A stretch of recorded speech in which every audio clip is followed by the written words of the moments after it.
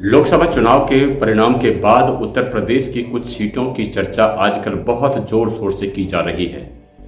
इन सीटों पर दावा किया जा रहा है कि बहुजन समाज पार्टी अगर नहीं होती तो इन सीटों पर कांग्रेस या समाजवादी पार्टी के उम्मीदवार जीत गए होते।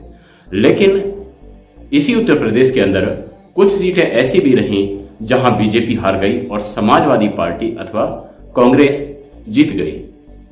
तमाम मीडिया चैनल्स और अपने आप को बुद्धिमान कहने वाले लोग किस तरह से बहुजन समाज पार्टी को बदनाम करने का षड्यंत्र कर रहे हैं, जिनका कहना है कि अगर मायावती नहीं होती तो भाजपा इतनी सीट नहीं जीत पाती। क्या उनका यह आंकलन सही है? अपनी इस वीडियो में हम इसी मुद्दे पर चर्चा करने वाले हैं, तो बने रहिए हमारे साथ इस वीडियो में अंत तक। साथियों नमस्कार, मैं रतनपाल भारती और आप देख रहे हैं नेशनल न्यूज लाइन। अगर आपने अभी तक इस चैनल को सब्सक्राइब नहीं किया है तो आपसे गुजारिश है कि इस चैनल को सब्सक्राइब करें और वीडियो को लाइक करके शेयर जरूर करें। कुछ लोगों का आरोप है कि अगर बहुजन समाज पार्टी उत्तर प्रदेश में चुनाव नहीं लड़ती तो आज देश की स्थिति कुछ और होती। भाजपा के साथ उसका एनडीए गठबंधन सरकार बनाने की स्थिति में नहीं होता, क्योंकि भाजपा की 16 सीट कम मिलती। ऐसी स्थिति में कांग्रेस गठबंधन की 16 सीटें बढ़ गई होती। लेकिन उन 31 सीटों की बिल्कुल भी चर्चा नहीं की जा रही है जहां बीजेपी के उम्मीदवार हारे हैं और कांग्रेस अथवा समाजवादी पार्टी के उम्मीदवार जीत गए। उत्तर प्रदेश में ऐसी 31 सीटें रही हैं जहां बीजेपी के उम्मीदवार हार गए और उनकी हार का मार्जिन बहुजन समाज पार्टी के उम्मीदवारों को मिलने वाले मतों की अपेक्षा कम था। बात करते हैं उन 31 सीटों की जो बहुजन समाज पार्टी के कारण इंडिया गठबंधन को मिली हैं। कैराना जहां से इकरा हसन चुनाव जीती हैं, मुजफ्फरनगर जहां से हरेंद्र मलिक चुनाव जीते हैं, संभल से जिया उर रहमान, फिरोजाबाद से अक्षय यादव, एटा से देवेश यादव, बदायूं से आदित्य यादव, आंवला से नीरज मौर्य, खेरली से उत्कर्ष वर्मा, धौलहरा से आनंद भदौरिया, मोहनलालगंज से आर के चौधरी, सुल्तानपुर से राम भुआल निषाद, प्रतापगढ़ से शिवपाल सिंह पटेल, इटावा से जितेंद्र कुमार, दोहरी जालौन से नारायण दास अहिरवार, हमीरपुर से राजेंद्र सिंह लोधी, बांदा से कृष्णा देवी सिंह शंकर पटेल, फतेहपुर से नरेश चंद्र उत्तम पटेल, अंबेडकर नगर से लालजी वर्मा, बस्ती से राम प्रसाद चौधरी, संत कबीर नगर से लक्ष्मीकांत पप्पू निषाद, लालगंज से दरोगा प्रसाद सरोज, आजमगढ़ से धर्मेंद्र यादव, घोसी से राजीव राय,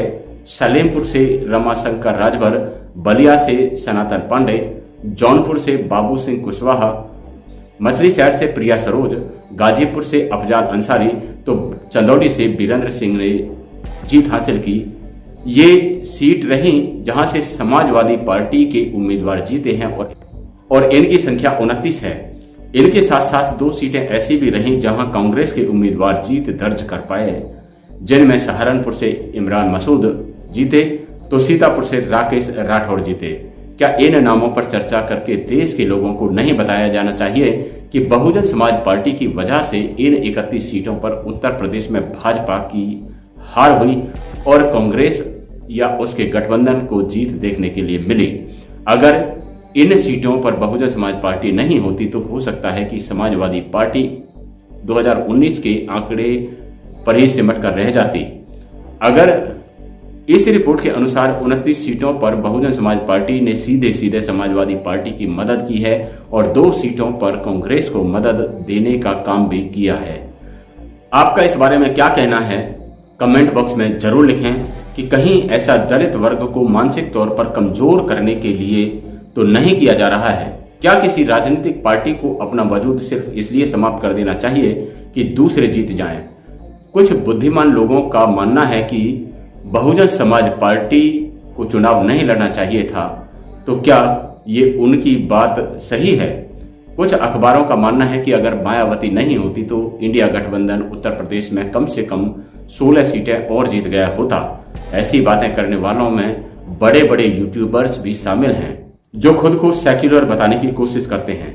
जहां दलित आत्मसम्मान और स्वाभिमान की राजनीति करने वाली पार्टियों की बात आती है तो वह इन पार्टियों के खिलाफ झूठा प्रोपेगेंडा फैलाने से अपने आप को रोक नहीं पाते।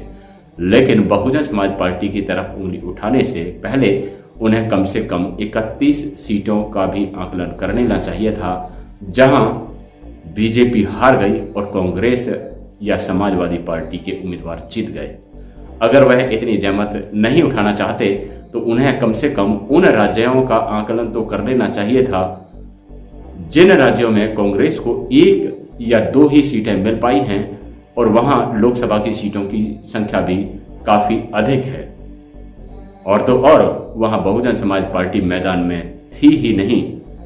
देश भर में ऐसी बहुत सारी सीट हैं जहां कांग्रेस के कारण कुछ सेक्युलर पार्टियां चुनाव हार गईं। उन सीटों पर बात की जानी चाहिए। अगर इन सीटों पर ये लोग कांग्रेस को उन विभिन्न पार्टियों की हार के लिए जिम्मेदार नहीं मानते तो किस हक से बहुजन समाज पार्टी को उत्तर प्रदेश की इन 16 सीटों पर हार का जिम्मेदार ठहराया जा सकता है? असल में इंडिया गठबंधन की हार की जो वजह है वह हम अपनी पिछली वीडियो में बता चुके हैं कि कैसे इसमें कहीं ना कहीं राहुल गांधी और खासतौर से अखिलेश यादव की महत्वाकांक्षा जिम्मेदार रही है। इस वीडियो का लिंक हम डिस्क्रिप्शन में डाल रहे हैं, आप वहां जाकर इस वीडियो को देख सकते हैं। अगर वो इंडिया गठबंधन में मायावती को लाने का सही प्रयास करते तो पूरे देश में इंडिया गठबंधन की सीटों का अंबार लग गया होता। जैसा बीजेपी के खिलाफ माहौल था, इसका भरपूर फायदा इस गठबंधन को मिला होता। उस स्थिति में हम दावे के साथ कह सकते हैं कि उत्तर प्रदेश की ये 16 सीटें ही नहीं, अगर सही से इंडिया गठबंधन ने एक दूसरे की मदद की होती तो देश में बहुजन समाज पार्टी का जो वोट बैंक है वो बढ़ चढ़कर इस गठबंधन को अपना वोट देता और भारतीय जनता पार्टी 150 का आंकड़ा भी पूरा नहीं कर पाती। ये अलग बात है कि बहुजन समाज पार्टी को हार का सामना करना पड़ा है। इसके कई कारण हैं, जिसमें बहुजन समाज पार्टी की प्रचार शैली भी जिम्मेदार रही है और एक बड़ा कारण आकाश आनंद का पद से हटाया जाना भी है।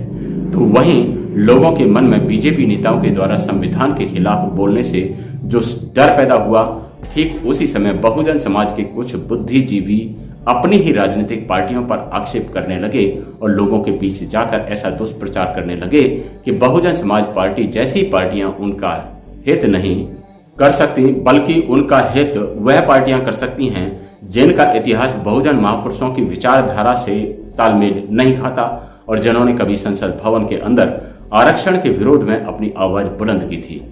वह अपनी इस महत्वाकांक्षा में कामयाब भी हो गए, लेकिन बहुजन समाज की मानसिकता को कमजोर करने का उन्हें इनाम कभी मिल ही नहीं पाएगा, क्योंकि उन्होंने अपने जिन आकाओं के लिए प्रचार प्रसार किया वे खुद ही अपने मकसद में कामयाब नहीं हो पाए। लेकिन एक बात खुशी की है कि इस बार जो भी सरकार बनेगी वह जनता के लिए अच्छी सरकार होगी, क्योंकि मजबूरी बस वे ऐसे फैसले नहीं ले पाएगी कि जो जनता के लिए उचित ना हो। मान्यवर साहब के शब्दों में अगर कहा जाए तो इस बार की सरकार मजबूत सरकार नहीं बल्कि मजबूर सरकार होगी, और मजबूर सरकार हमेशा लोगों के लिए अच्छी होती है। उसमें लोगों की बात सुनी जाती है और समझी जाती है और लोकतंत्र की मर्यादाओं का पालन किया जाता है, बशर्ते कि उसके सहयोगी दलों के अंदर थोड़ी सी नैतिकता बची रहे। तो साथियों, हमारी इस वीडियो में इतना ही। अगली वीडियो में आपसे किसी नए मुद्दे के साथ फिर से मुलाकात होगी। तब तक के लिए नमस्कार।